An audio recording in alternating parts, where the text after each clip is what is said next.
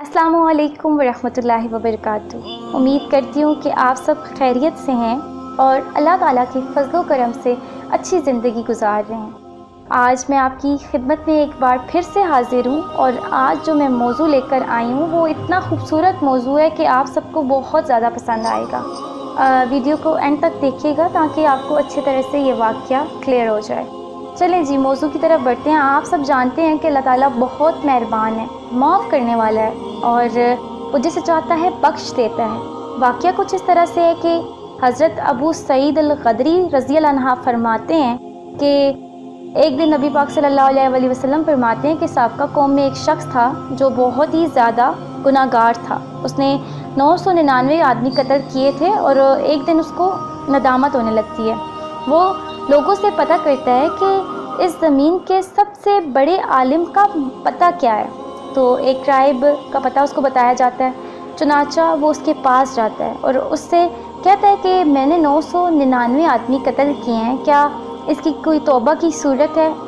तो वो राइब कहता है कि नहीं। ये जब वो बात करते हैं तो उसको भी वो शख्स कत्ल कर डालता है। उसके बाद फिर से वो लोगों के पास जाता है और कहता है कि क्या यहाँ पे इस दुनिया में, इस आलम में कोई है ऐसा शख्स कि जो मेरी रहनुमाई कर सके और मुझे बता सके कि सही रास्ता क्या है और अल्लाह ताला माफ़ करने वाला है और क्या मुझे माफ़ी मिल जाएगी? तो वो लोग उसको एक आदमी का पता बताते हैं। वो उसकी तरफ रवाना हो जाता है और जब वो जाता है, वहाँ पहुँचता है तो उस शख्स से पूछता है कि क्या मेरे गुनाहों की कोई बख्शिश हो जाएगी? तो वो आदमी कहता है भला क्यों नहीं होगी, बिल्कुल होगी, क्योंकि अल्लाह ताला तो तौबा करने वालों को माफ़ करता है और अल्लाह ताला को ये सिर्फ बहुत पसंद है कि जब कोई शख्स गलती करता है और उसके बारगाह में आकर माफ़ी मांगता है तो वो अपने बंदे की नदामत को देखकर बहुत खुश होता है और उसको माफ़ कर देता है। तुम भी मांगो, तुम ऐसे करो कि मैं तुम्हें एक पता बताता हूँ, तुम वहाँ चले जाओ, तुम्हें वहाँ कुछ लोग अल्लाह ताला की इबादत करते हुए मिलेंगे, तो तुम उनमें शामिल हो जाना, अल्लाह ताला की बंदगी और इबादत शुरू कर देना और अपने इलाके में वापस हरगिज़ ना आना, क्योंकि ये बहुत बुरा इलाका है। तो वो शख्स वहाँ से चल पड़ता है। अभी वो आधे रास्ते में पहुँचता है कि उसको मौत का वक्त आ जाता है। रहमत के फरिश्ते और अज़ाब के फरिश्ते आपस में बहस करने लगते हैं। रहमत के फरिश्ते कहने लगते हैं कि तो ये शख्स तो तौबा ताइब होकर अपने कल्ब को अल्लाह ताला की तरफ मतवज्जो करके निकला है, इसलिए हम इसकी रूह को कब्ज़ करेंगे। और अज़ाब वाले फरिश्ते कहने लगते हैं कि इसने तो कभी ज़िंदगी में कोई नेकी नहीं की, इसलिए हम इसकी रूह कब्ज़ करेंगे। फिर एक फ़रिश्ता इंसानी रूप में आता है और उनके दरमियान फ़ैसला करता है। वो उनको बताता है कि ज़मीन की पैमाइश करो, जिस तरफ ये बढ़ रहा था उसकी ज़मीन की, और जिससे तरफ से ये आ रहा है उस ज़मीन की पैमाइश करो।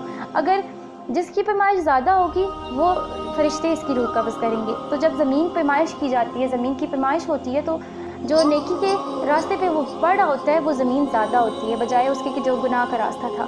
तो रूह जो उसकी कब्ज़ करते हैं वो रहमत के फरिश्ते कब्ज़ करते हैं। तो वाक़े के बाद हम अब बात कर लेते हैं कि इस वाक़े का मकसद क्या है बताने का, और फ़वाइद हदीस हम जान लेते हैं।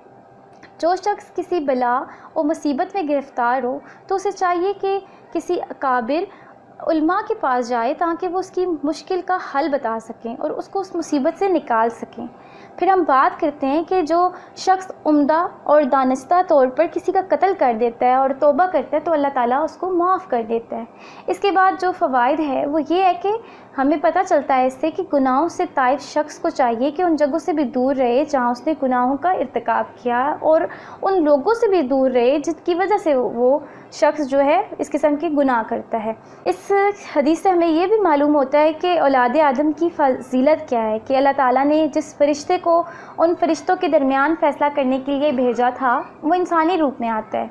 और इससे हमें ये भी पता चलता है कि अल्लाह ताला जो है वो माफ़ कर देता है और जो रहमत होती है वो पहले अल्लाह ताला की पहुंचती है अपनी बंदे की मदद के लिए। और इस हदीस से हमें पता चलता है कि फ़रिश्तों को बंदों के बाज़ अहवाल मालूम नहीं होते, जैसे कि इस हदीस में भी बात की गई है कि वो फरिश्ते आपस में झगड़ते हैं। तो जिन फरिश्तों के सुपुर्द इंसानों के अमूर हैं, कभी उनके दरमियान भी मसला आ जाता है, लेकिन रहमत खुदावंदी के यहाँ वो पेश होकर अपने फ़ैसला करवा लेते हैं। और हमें इस हदीस से ये भी पता चलता है कि जो शख्स किसी बात से नावाकिफ़ हो और उससे वो बात पूछी जाए तो उससे जवाब में कहना चाहिए अल्लाह आलिम। کیونکہ اپنی لا علمی کا اظہار نہیں کرنا چاہیے، ٹھیک ہے؟ تو امید کرتی ہوں کہ میری یہ جو ویڈیو آپ کو بہت زیادہ پسند آئی ہوگی، اور میں اسی طرح سے آپ کی خدمت میں نئے موضوعات کے ساتھ حاضر ہوتی رہوں گی۔ خدا حافظ، اپنا خیال رکھیے گا۔